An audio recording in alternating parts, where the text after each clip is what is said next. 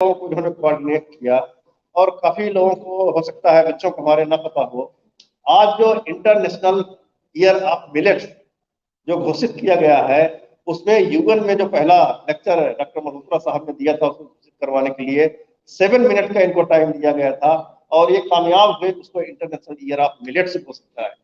तो ऐसे ऐसे बहुत सारे काम, मैं पूरा इनकी इनके अचीवमेंट, इनको कितने रिवार्ड अवार्ड मिले हैं वो सब डिस्कशन नहीं करना चाहते हैं, लेकिन हम लोग फॉर्चुनेट है कि इतने एक लंबे एक्सपीरियंस के बाद आज भी वो आईसीआर से जुड़े हुए हैं और प्रेजेंट टाइम में आईसीआर हेडक्वार्टर पर एक इंस्टीट्यूशन है, डायरेक्टोरेट ऑफ नॉलेज मैनेजमेंट, जिसको आप लोग डीकेएमए कहते हैं, वहाँ के प्रोजेक्ट डायरेक्टर आजकल हैं और हॉर्टिकल्चर सोसाइटी से जुड़े हुए हैं। और अभी कल डॉक्टर मल्होत्रा को यूनिवर्सली इस हाउस ने इस सोसाइटी का वाइस प्रेसिडेंट सेलेक्ट किया है। आज मल्होत्रा साहब हमारे बीच में वाइस प्रेसिडेंट तो है ही, डीकेएमए के डायरेक्टर हैं, फॉर्मर कमिश्नर हॉर्टिकल्चर रहे, फॉर्मर एग्रीकल्चर कमिश्नर रहे। आज उनका लेक्चर विशेष रूप से हम लोगों ने सोचा कि एक एजुकेशनल इंस्टीट्यूशन है, ये GB Pant university of agriculture and technology, बहुत सारे स्टूडेंट हैं, सब लोगों को पता होना चाहिए। तो इनको टॉपिक दिया गया knowledge management for sustainable development in horticulture. तो हम लोगों के पास साइंस है, इनोवेशन है, टेक्नोलॉजी हम लोग बना रहे हैं, हम लोग बिजनेस कनेक्ट कर रहे हैं, लेकिन जो हमारे पास नॉलेज है, हम लोग साइंटिस्ट हैं, नॉलेजेबल तो है ही हैं, लेकिन नॉलेज को कैसे कन्वर्ट किया जाए, उसको पब्लिकेशन में कैसे ले आया जाए, टेक्नोलॉजी में कैसे ले आया जाए, आज उन सब बातों पर विस्तृत रूप से डॉक्टर मल्होत्रा साहब चर्चा करेंगे। मैं प्रोग्रेसिव हॉर्टिकल्चर सोसाइटी की तरफ से, आईएसएचआरडी की तरफ से, प्रेसिडेंट की तरफ से, इस पूरे हाउस की तरफ से डॉक्टर मल्होत्रा का अभ्यंतरिक हृदय से स्वागत करता हूं और निवेदन करता हूं कि आप अपना लेक्चर इस विषय पर दें। धन्यवाद डॉक्टर मल्होत्रा साहब।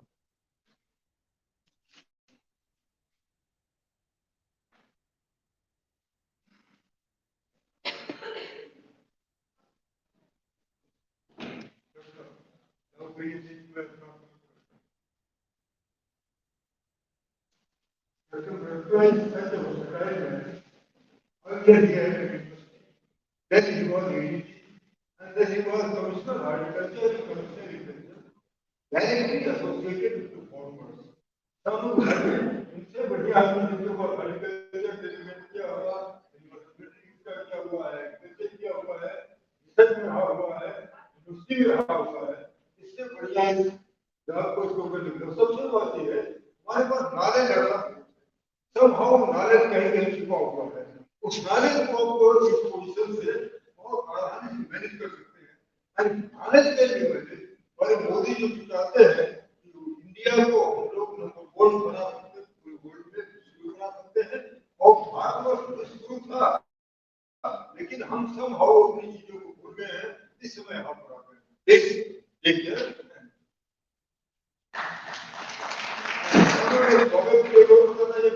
में आपका नाम सुने होंगे,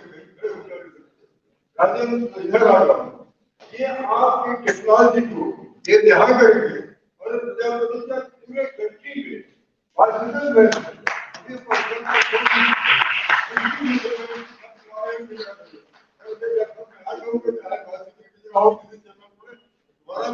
है, डॉक्टर साहब कॉन्टेक्ट करेंगे और पूरे कंट्री में आती है, आपको please.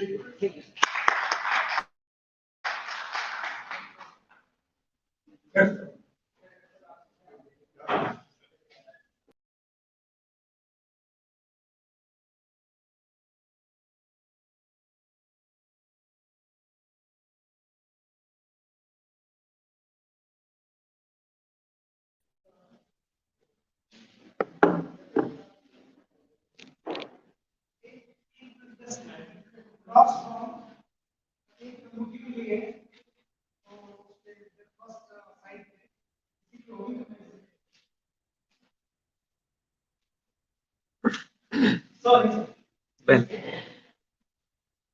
very fine. Good morning to everybody here. Thank you so much, Dr. Pathak sir, And also I would like to convey my thanks to Dr. Saroj for the nice introduction which he has given about me. I don't know whether I deserve for that or not, but little he is biased to me because he is a good friend of mine. So I could see many of my colleagues are present here.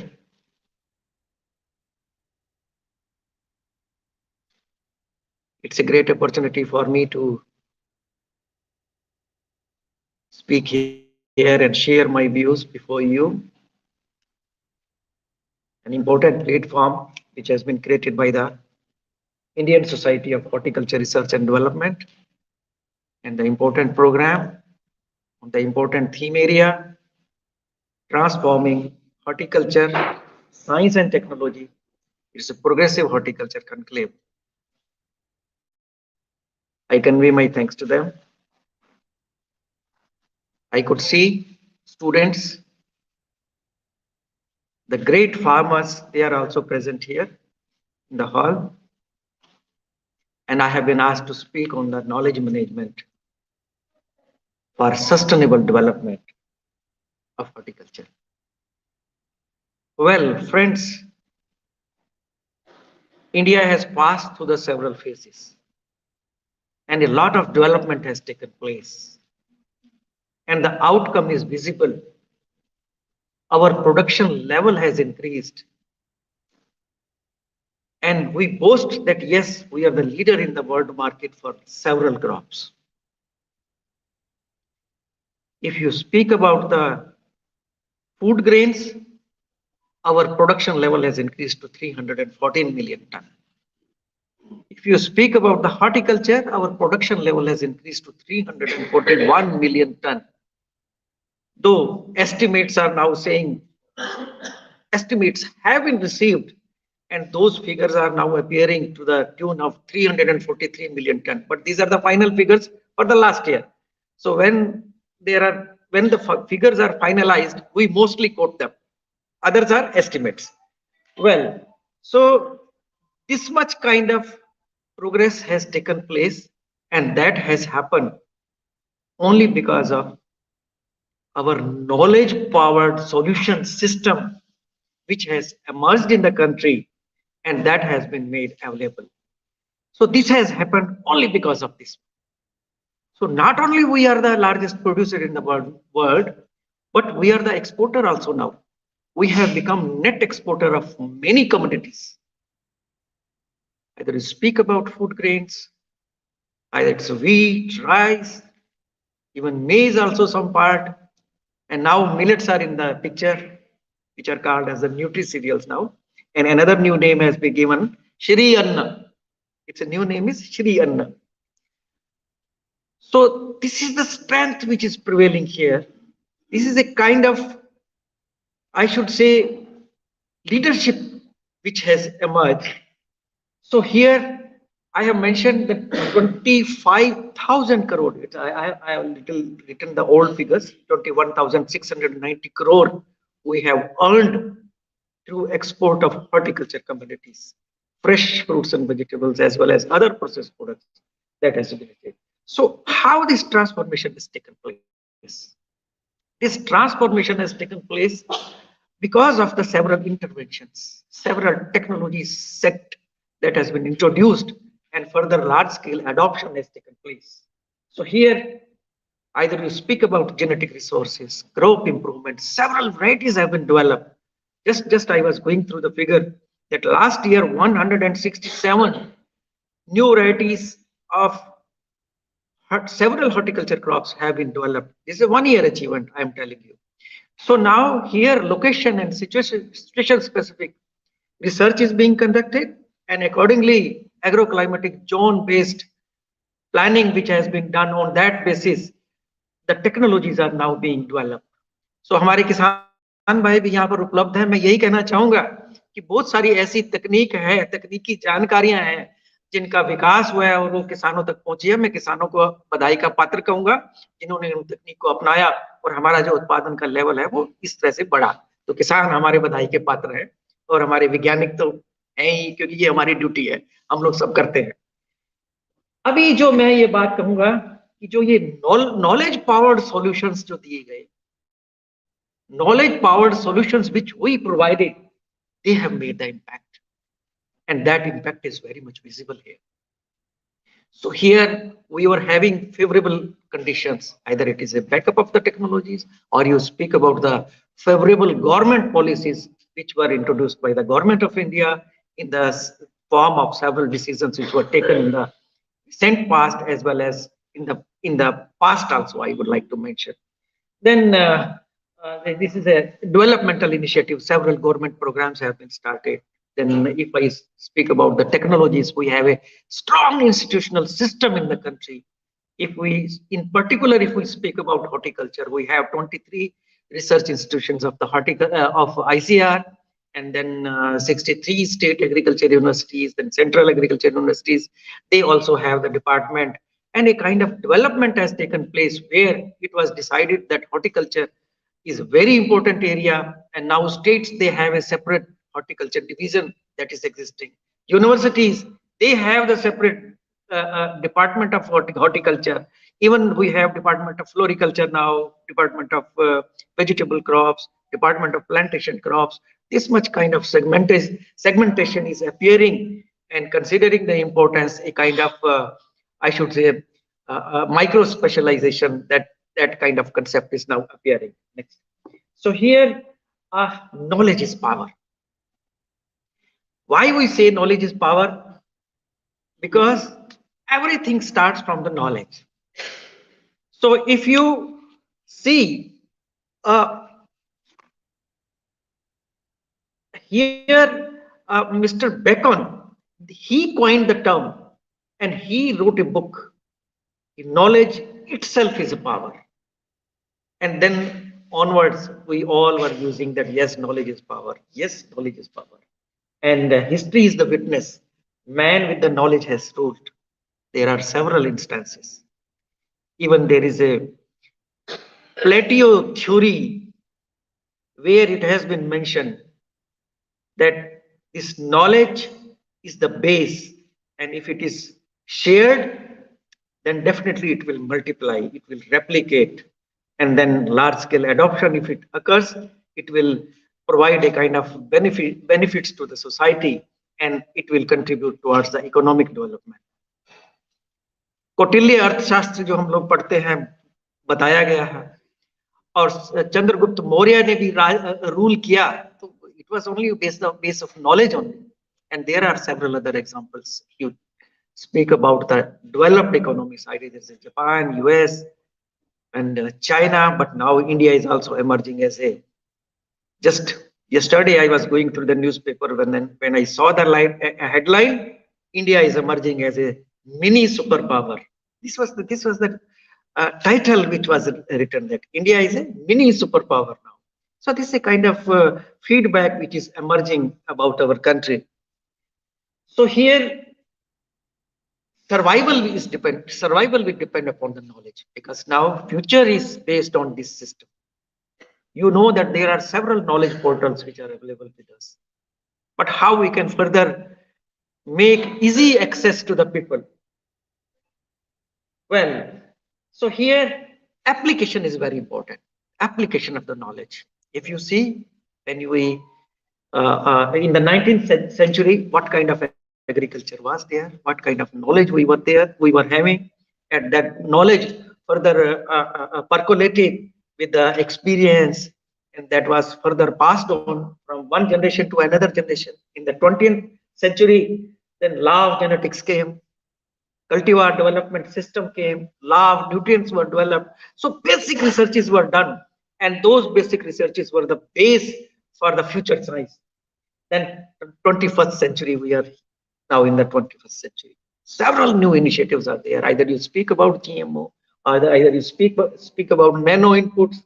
You can even mention about the mechanization, and then we have the satellite-based precision farming system, smart farming solutions, drones, robotics. So these all are the things which we are experiencing now.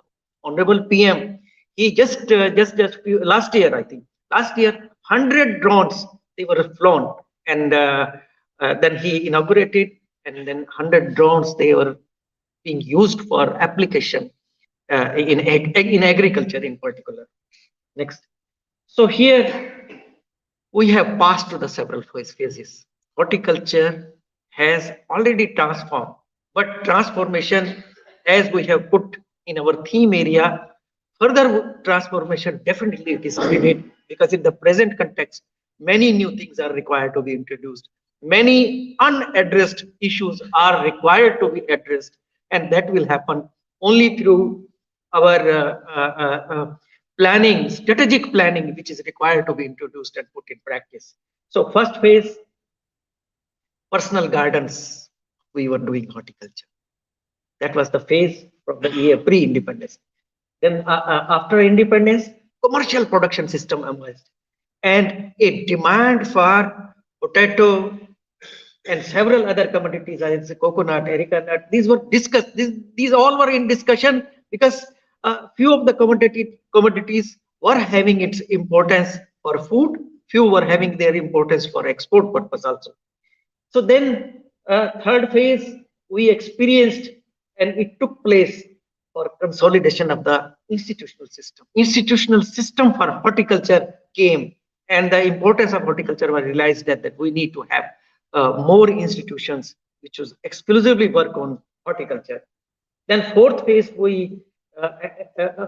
third phase related to R&D system which was set up, and the fourth phase was related to focus on horticulture and enhancement of the plan allocations and the strong institutional support for R&D that was realized, and accordingly horticulture segmentation took place. And now we are having several departments, as I mentioned, either it's fruits, vegetable, plantation crops, then medicinal and aromatic plants. So these all are the different subdivisions of the horticulture which we are now having. In the fifth phase, it was the phase of innovations, I should say.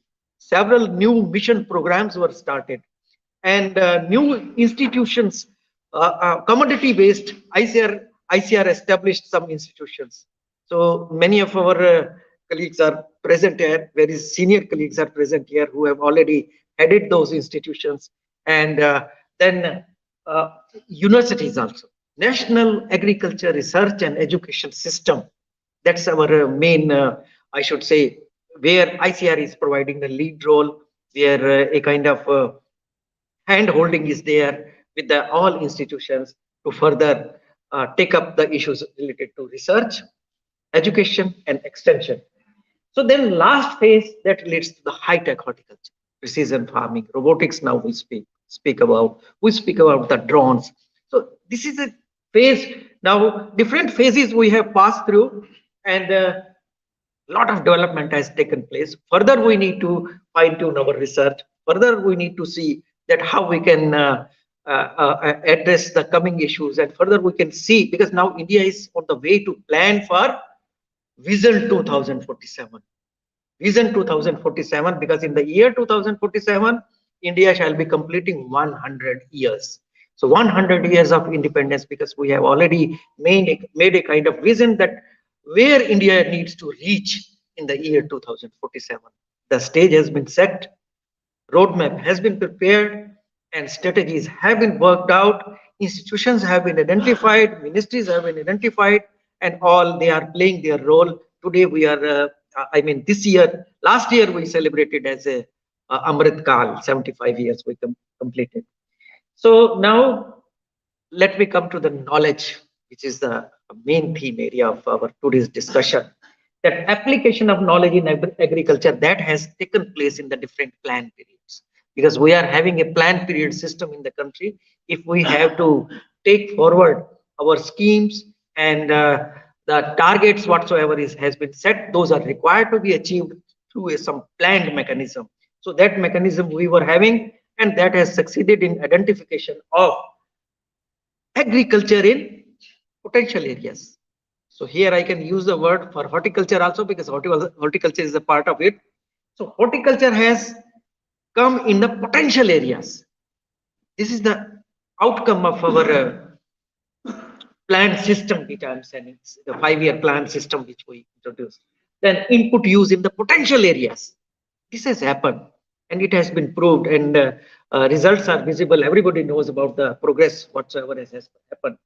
Potential crops in the potential areas. This has happened. I'm not going to tell the examples, otherwise it will go along, because many new things are there which I want to mention in the coming slides. Then package of practices, high yielding varieties, technology, commercialization of agriculture, these all are the part of it. Next slide. Well, so now challenges are being faced. We used to speak about that our resources are declining, either it's water or it's soil, and then next one, there's the impact of the climate change. So these all are the challenges which we are facing. So under the challenging situation, how we can, how we can come forward so that we can increase our production to fulfill the increasing demand, increasing for the increasing population. So that is required to be done. So here, science and technology tools, those are appropriately required to be utilized. So in the flow chart, I have tried to mention that here we need to manage the resources efficiently. Then technology generation, technology refinement and dissemination, it also has its greater role to play. And then knowledge-led innovations for economic development. Ultimate, our objective is the economic development of the country, how it should take place through horticulture. Next. So these challenges are required to be addressed. And here, knowledge generation is very important. And here, I have little tried to mention about the process of the knowledge generation.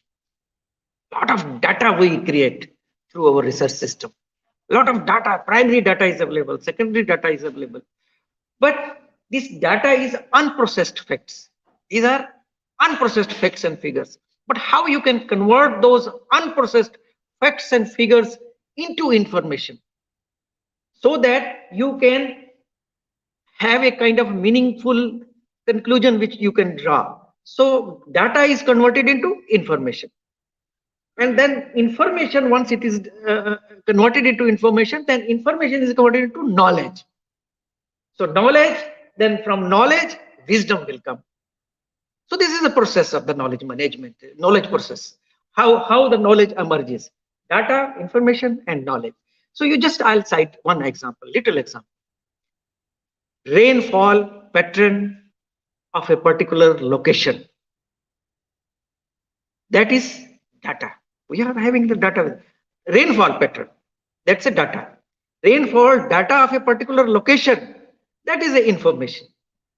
And when we use this information, that how it will affect flowering, fruiting of a particular crop, and what kind of crop management system we need to have, here we need to have the knowledge, and that knowledge is required to be aligned with this. So that's a kind of process just I am trying to mention here. Next. Then knowledge generation in horticulture. We have lot of knowledge is available. Either you speak about the varieties, genetic resources, plant architectural system, and then disease-free quality seed and planting material, health management system, and then machinery, tools, harvesting, handling. These all are the points just I'm trying to mention. And then seed and knowledge, I'm just correlating both these terms. Seed has its self-replicating nature, because seed, once you give the seed to the farmer, किसान को अगर आप बीज देंगे तो उस बीज को वो ग्रो करेगा, और उसको अच्छा लगता है तो वो अपने किसी फ्रेंड से शेयर करेगा, दूसरे किसान से शेयर करेगा, वो तीसरे से शेयर करेगा. This is kind of sharing. So similarly, knowledge is also like this. Knowledge will also be shared. If you pass on the knowledge to one person, definitely he will pass on to another one. So this way, knowledge and seed, they are self-replicating in nature.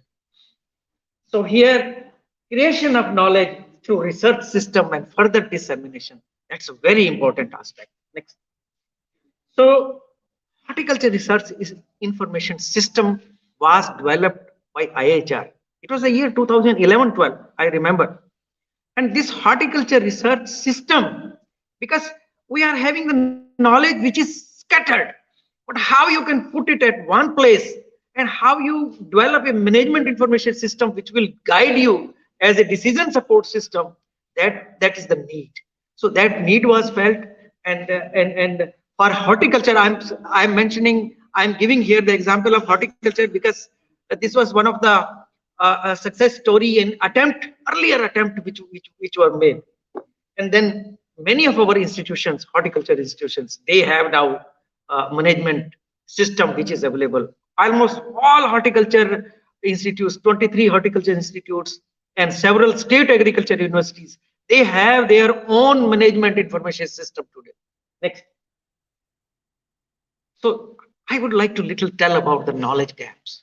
Though there are several knowledge gaps which are existing, I am going to tell few of the knowledge gaps where we feel that synergies are needed for the application part, practical knowledge, and the basic science. So few points I would like to mention in the coming slides. Next. First, data on climate change. A lot of data is available on climate change. And it is used to ask that we need to have, if we need to make a planning for adaptation, mitigation, then we need to have some long-term data. And that long-term data is required to be converted into information and further into the knowledge. That is the need. So still gap is existing here. I'll just give an example of our fruit crops. Fruit crops, roughly area is 7 million hectare. I think 7 million hectare area, but 7 million hectare area means a lot of carbon sequestration is happening, and we are providing wonderful environmental services through sequestration of the carbons forever. This is the kind of environmental services which we are providing, but we have never made the calculations about it. Rough calculations are there for few crops. Mango somebody has done, coconut somebody has done. So these are some of the areas, some of the points where we have a kind of information, but we need to further develop knowledge that how to mitigate, how to have some kind of solutions for those. We have information on that, yes, these are the crops which are climate smart horticulture crops. We speak about, but some vague informations are there, but we need to have a kind of knowledge management system, knowledge management information for that one. Next. Well, second point is soil and fertility management database. Ministry of Agriculture introduced soil health card system, and it was envisioned just like ATM card, each and every person needs to have soil health card in his pocket. Every farmer he needs to have, I mean. So each and every farmer should have a soil health card in his tip pocket, and he should be aware of that what kind of fertility level is there. So in two phases development took place. In the first phase, 10.7 crore farmers, they were given the soil health card. In the second phase, again, about 10.3 crore farmers, they were given the soil health card.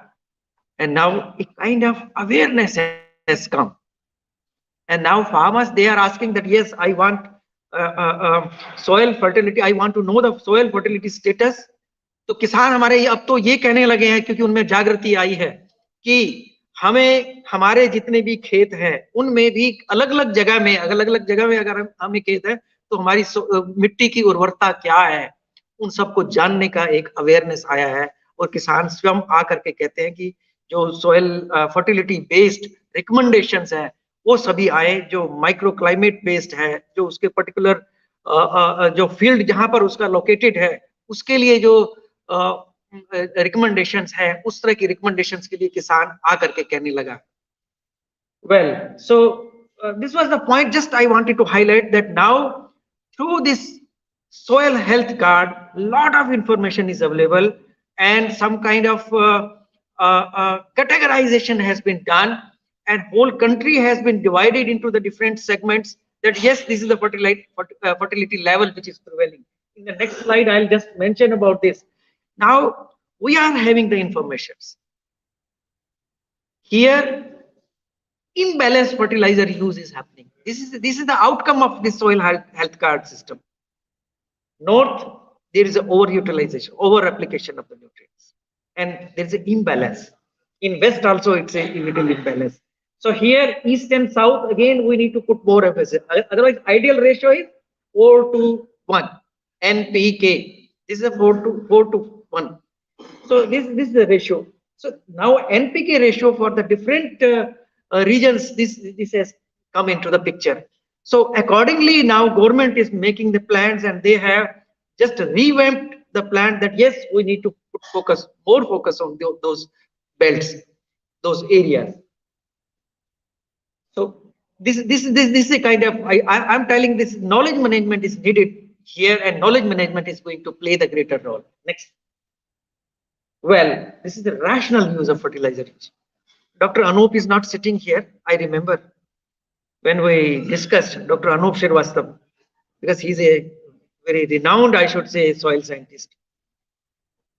Here, government was always planning for food crops, pulses, cereals, including oilseed crops, but nobody took care of horticulture. They have never done a kind of assessment that how much fertilizers are needed for horticulture sector. Then we made a kind of assessment that here for horticulture crops, 8 million ton of fertilizers are needed. This is the first assessment which we did, Dr. Anup and me. We sat together, we made some calculations, and we decided that yes, 8 million ton of horticulture crops, this fertilizer requirement is there, but it has been never put in the plan. Then I submitted this information to the government of India that these are the crops where we need to put focus. Then the question came that you have several perennial crops. For annual crops, it is easy, but for perennial crops, how you will do this? Then we suggested that leaf analysis is the technique which is used for the perennial crops. So here, leaf analysis, everybody knows. We were taught when we were student here, we were taught that yes, leaf analysis is the technique where we can judge for perennial. For annual crops, it is easy. Crop is harvested, field is free, take the sample, get it analyzed, know the soil status, accordingly you apply the nutrients. But in case of perennials, what will do? What kind of system should be there? So in case of perennials, leaf analysis is the technique. And here one task force was constituted where Honorable Agriculture Minister Sadanand Gowda, he was there at that time, and our Agriculture Minister and Minister of Cooperatives, they all were there. And then they were assigned the job. And whole discussion was divided into the 5 parts. And then one part came to me because I was Agriculture Commissioner at that time. And one part came to me that we need to give some recommendations related to proper utilization of the fertilizers. Then we made the recommendation that leaf analysis is a very important technique. At least there should be one big lab in each state. One big lab, at least. Because there was a shortage of funding. But to start with, at least one state should have one big lab anywhere, so that those samples could be tested. And then further we can make some satellite labs in a particular state in the different areas to cater the needs of different districts, and district wise planning could be made later on. So this recommendation has been now accepted and this will be implemented now. So next, nano agriculture, because again it is related with this. Here again, when I was Agriculture Commissioner, I was the chairperson of Central Fertilizer Committee. There is a regulatory system in the country. Through that regulatory system, things are regulated and some kind of systems are set that yes, your particular product that deserve a kind of visa to further do business. So Central Fertilizer Committee under Fertilizer Control Order will consider all such cases where site-specific nutrient management as well as customized fertilizers were considered for their commercialization in the country. So from that point of view, one case came to me, nano urea. It took me 1.5 years to take decision on nano, because nano products, we have a kind of reservation that nano may prove harmful. It may have its toxic effects. If farmer will apply, it may percolate into our skin. It may, the farmer may inhale. Environmental pollution may also occur, and some particles, they will move around. And if those are inhaled, it may stuck in any part of our system, either our liver or kidney or somewhere, and it may cause a kind of harm. So such kind of safety aspect was discussed, that it should be safe to the human being, it should be safe to the environment, it should be safe to the animals, microbial population. These all were the points which were asked to the IFCO, that because this was the proposal from IFCO, that you need to prove it from the toxicological point of view. You need to provide us the data. Yes, my product is safe from all these angles, because as a part of the regulatory system, it is my duty to see whether that product is safe or not. Though they were having few more products which were in line, nano zinc, nano copper, but I allowed nano urea, because nano urea is, again, it will change in the amino acid form, then it will made available to the plant, then within 2-3 days it will be denatured, and that's why harmful effect will be over. So I was convinced, and we allowed this one. Now nano zinc and nano copper, I refused. We don't allow, because nano zinc and copper are metals. Metals may create their own chemistries. Metals may create their own chemistry in the environment, and they may be harmful. Then I asked them, it is used in the very micro, means so the requirement is very less. So if you use more, it may cause harm to anybody. So cost of production point wise, we can sacrifice, but we can't take risk. So risk is required to be avoided. So that still has been parked, both of the proposals. Only nano urea has been cleared. Next. Knowledge base is a nature positive agriculture. Yesterday also we were discussing, few presentations were also there, and this lot of discussion took place. But here, when we speak about the nature positive agriculture, here biological farming, biological formulations, those assume importance. And in another term, I use the word biosolutions. We need to provide the biosolutions in agriculture.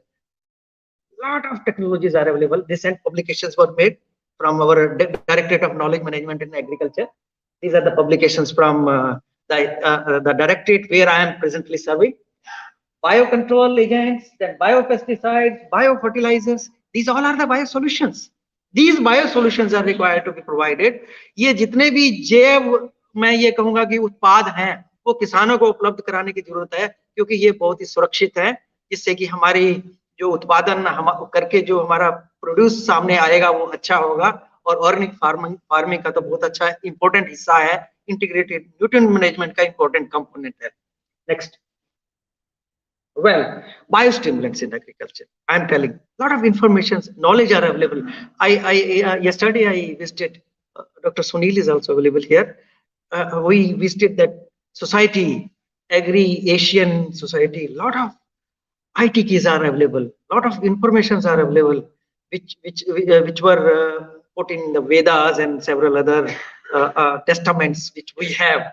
And we also discussed with the Honorable chair of our today's this session, Pathak sir. Dr. Pathak sir also mentioned, and he is also telling that yes, we need to provide these biosolutions. That's a part of biosolution, I should say. That's a part of biosolution. So here several biostimulants are there. Sir आपको अगर पुराने उसमें literature में देखेंगे तो एक कहते थे चावल को एक वो हांडी में दबा के रख देते थे, वो फर्मेंटेशन होगा, उससे जो एक प्रोडक्ट बनाते थे छान करके उसको यूज करते थे. That's a biostimulant, nothing but. So there is a wide range of biostimulants which are available. Either it is a fulvic acid, or it is a humic acid, or it's a seaweed extract, and then even amino acids have been put into this. So biostimulant came into the picture when a sample was analyzed, and that sample was related to some pesticide that was related to biostimulant, that somebody was marketing it, but it was having traces of the pesticides, chemicals. Then it was realized that country needs to have a regulatory system for biostimulants, and biostimulants are very important input in agriculture. So this assignment came to me. Then I also recommended that this is a highly technical and ICR should handle it. ICR should give the recommendations. Honorable DG ICR was the chairman of that committee. Then again, one committee was constituted later on after the recommendations were submitted by the ICR that country needs to have the biostimulants. And then we formulated the guidelines, final guidelines, and those guidelines have been accepted.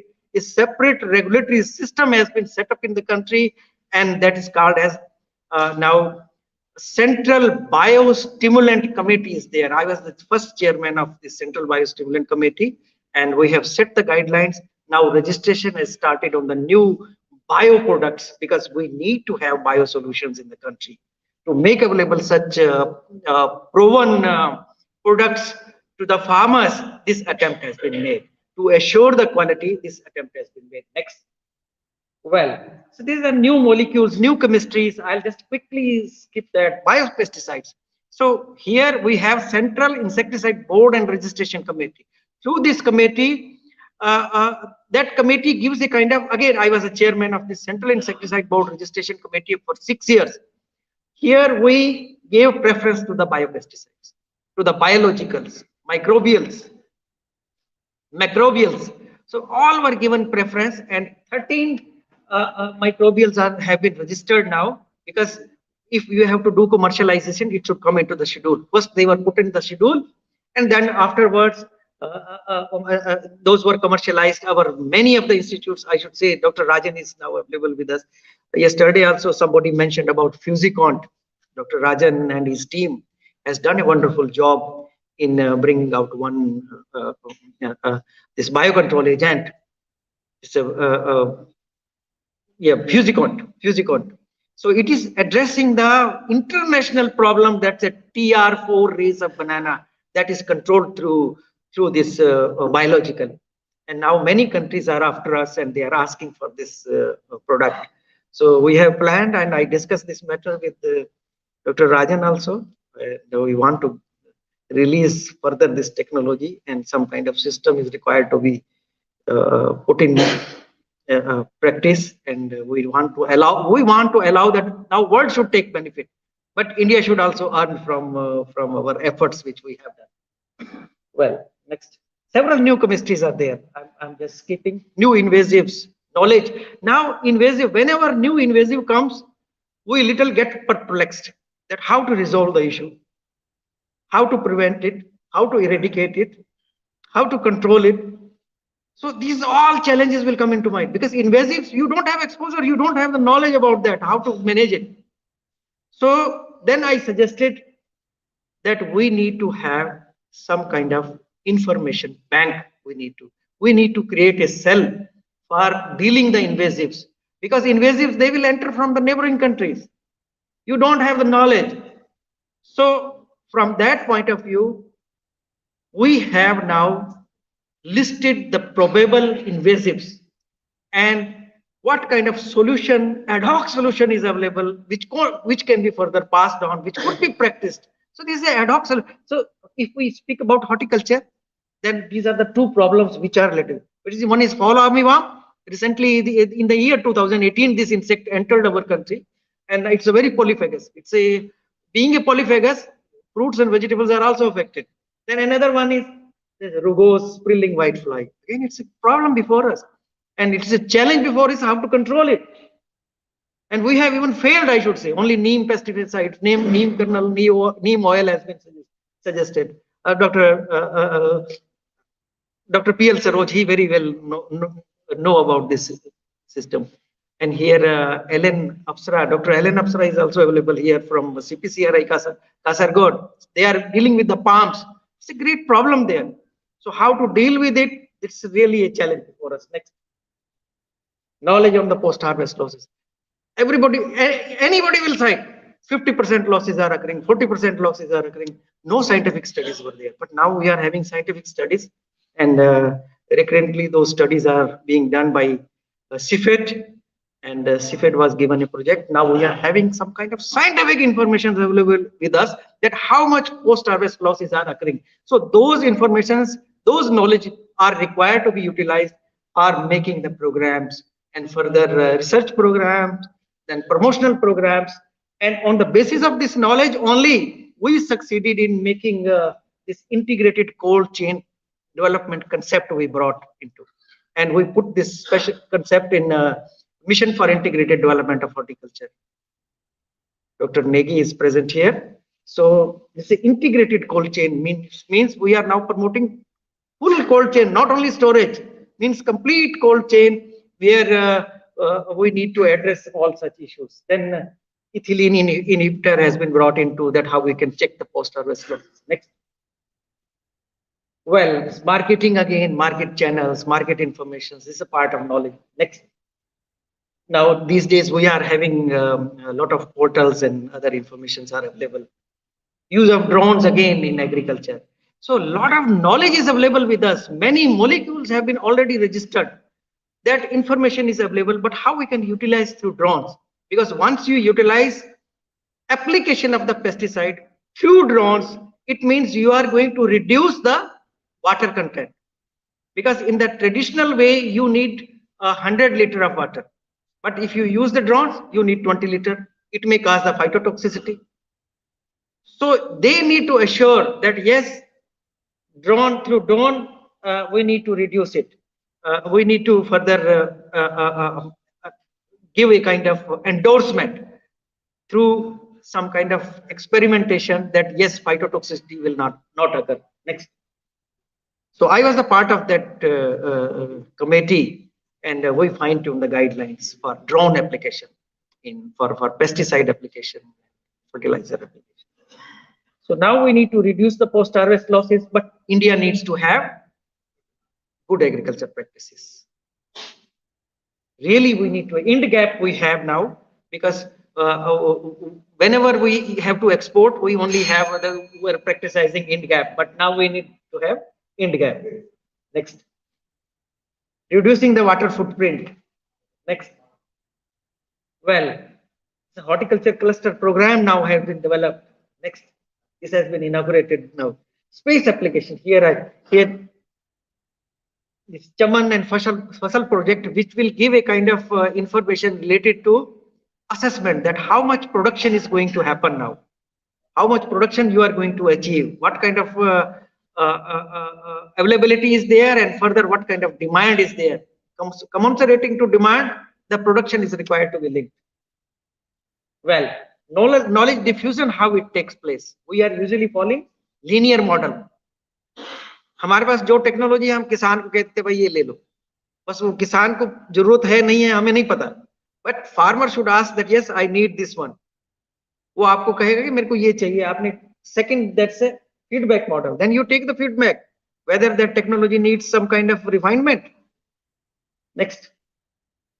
Then knowledge multiple channels are there, because again it's a multidisciplinary. Several disciplines are there. Then again sub-disciplines are there. So approaches are there. Innovative approaches are required to be followed. Either it's mostly ICT based. Then wider use of the electronic mass media is the part of it. I'm not going to tell. This is a knowledge dissemination system. That's a dissemination part. Then knowledge assessment, technology assessment. These all are the very important parts. On the basis of the feedback received from the farmers, that technology is refined and then further passed on. Next. Well, knowledge innovation driven horticulture solutions. That's needed for this. Next.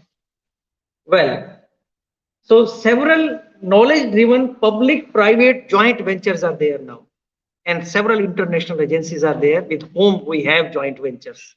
On the basis of knowledge only, we have reached to this conclusion. Next. Digital knowledge resources. These are the digital knowledge resources which are available now.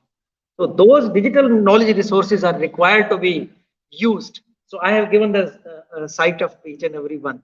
So I have tried to mention here. So several knowledge resources are available, and these could prove very useful in decision support system.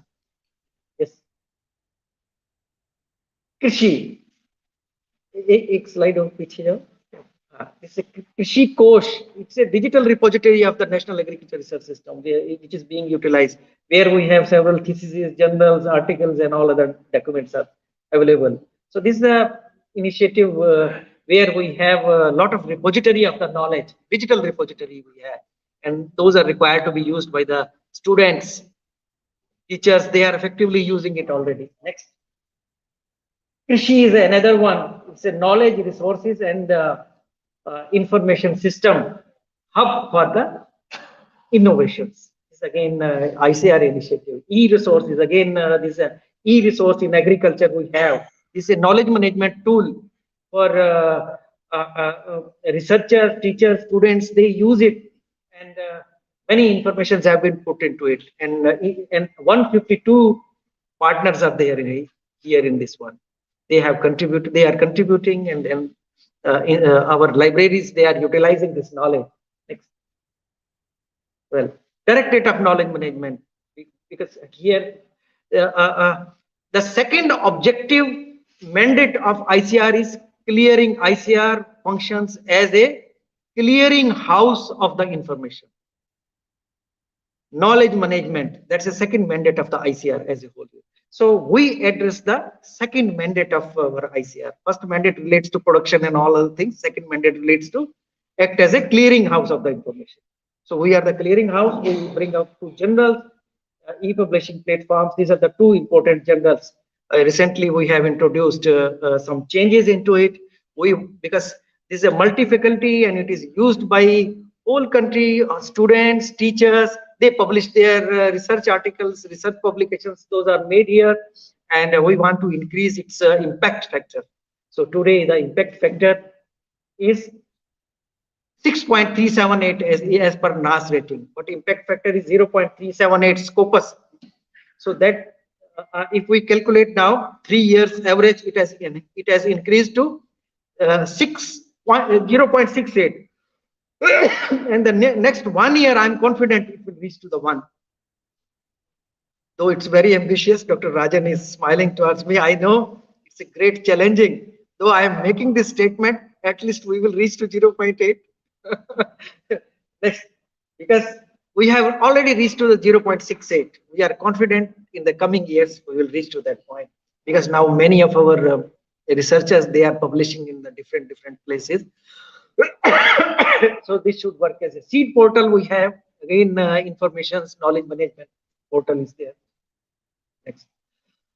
Krishi Vigyan portal. This is a Kiran program, because here for northeastern region, this is a knowledge innovation repository of agriculture where we have information related to northeastern region. So that's why knowledge innovation repository of agriculture in northeast. It's a Kiran program. Then Krishi Vigyan Kendra Knowledge Network is also there, where a lot of informations are there. Farmers, even they can get the information. Agriculture officers of that particular zone, they have access to the information. They have registered them themselves, and after registration, they can access all the knowledge related to this. Then Hortinet, when we have to export, Dr. Negi yesterday, he made the presentation. This is the Hortinet, which guides to the probable exporters, potential exporters are there. This is the new program, Kisan Sarthi. Because all other programs, knowledge management tools were one way, but this is a two-way. They can put their video, audio, text message, they will receive the reply. This is the Kisan Sarthi program. Next. So I'm left with only 2-3 slides. Coming to the end, these are the goals to be achieved. So as I mentioned, that India has already set the vision. So here, goals which are required to be achieved by 2047. That's one is food security and nutrition. Another one is prosperity and livelihood of the rural population. And third one is India as a global powerhouse in food system. And then rural and farmer empowerment, sustainable natural resource ecosystem, These are the points which have been set. These are the goals which are required to be achieved by the end of 2047. And these have been approved. And I'm also the part of that core committee where we formulated the all action plan how to achieve it. Next. Then I'll not speak all those points. I'll share these slides with you all. And then these are the points which we have expected from the knowledge-based system for the sustainable development of agriculture, horticulture. So there are several points. It's related to startups, smart agriculture, infrastructure, and then technology, climate change, resilience, and then other agroclimatic zone-wise planning. These all information have been put in. Well, this is the last slide, which just I want to mention where the focus is needed now. One, we need to identify the relevant partners from the various systems of knowledge generations, because there are several areas. Multidisciplinary approach is required to be followed. Some informations are required to be used, and those partners are required to be identified. अभी तक जब भी हम लोग बात करते हैं कहेंगे आप प्रोडक्शन सिस्टम की बात करते हो और एनिमल साइंस, वेटरनरी और इन चीजों के बारे में नहीं बताते हो, फिशरीज के बारे में नहीं बताते हो. So you have more focus on production of the crops, but our Krishi Vigyan Kendras, even they don't provide information related to this one because they don't have expertise sometimes. So if expert is available, he will provide the information. So knowledge generation from the various partners, partnerships in innovation in knowledge specialized spheres of the agriculture, and then filtering the knowledge, supportive agency, socio-economic, environmental outcomes. We have already discussed with some state, some international organizations, APARI. Then we have even our own Indian system, TAS, NAS. We have already discussed many things. And then investment in the knowledge generation and transfer. Really, we need to have budget for this purpose, because if we have to use these web-based systems. And I forgot to mention about the mobile app also. Krishi Suvidha, one app is there, which farmers, they are very effectively using. Krishi Suvidha, that's a mobile app. Now it is being used by the farmer. Then synergies between the practical knowledge and the basic science, that's needed. Identify the specific areas, gap analysis in agriculture between various partners and specific sectors of knowledge management, that's needed. So these are the points where we need to have the focus. Next. And finally, the last slide, International Year for Millets, which we are observing. A great experience for me when I presented this proposal on behalf of Government of India at FAO Rome on 4th of October 2018. First proposal from Government of India I presented there, and that proposal was endorsed by 124 countries.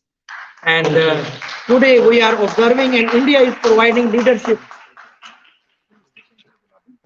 Station के लिए station के लिए ना एक minute यही खड़े रहिए ना दो एक मिनट ढूंढे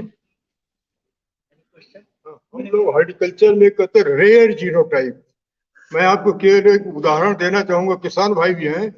एक बहुत पहले दशहरी गांव में से दशहरी गांव का सिलेक्शन हुआ था. वो दशहरी गांव ने राजन ने तो उसका पूरा जीपीएस वगैरह कहाँ तक पहुंच गया. तो मल्होत्रा भाई साहब हमारे रेयर जीनोटाइप है. यूनिवर्सिटी की बात करो, आईसीआर की बात करो, यूनिवर्सिटी की बात करो, इस तरह के नहीं. थोड़ा सेंट्रल थोड़ा सेंट्रल में उधर, लेकिन हम एक दो तीन हमारे सिस्टम में हम जो है टॉप डाउन अप्रोच की बात करते हैं, बॉटम अप्रोच की बात नहीं करते हैं, और किसान बड़ा डिफिकल्ट हो जाता है. हमें टॉप डाउन अप्रोच की अगर बात की है, बॉटम अप्रोच किया जाए. मैं एनएसएम में बहुत बार आता हूँ.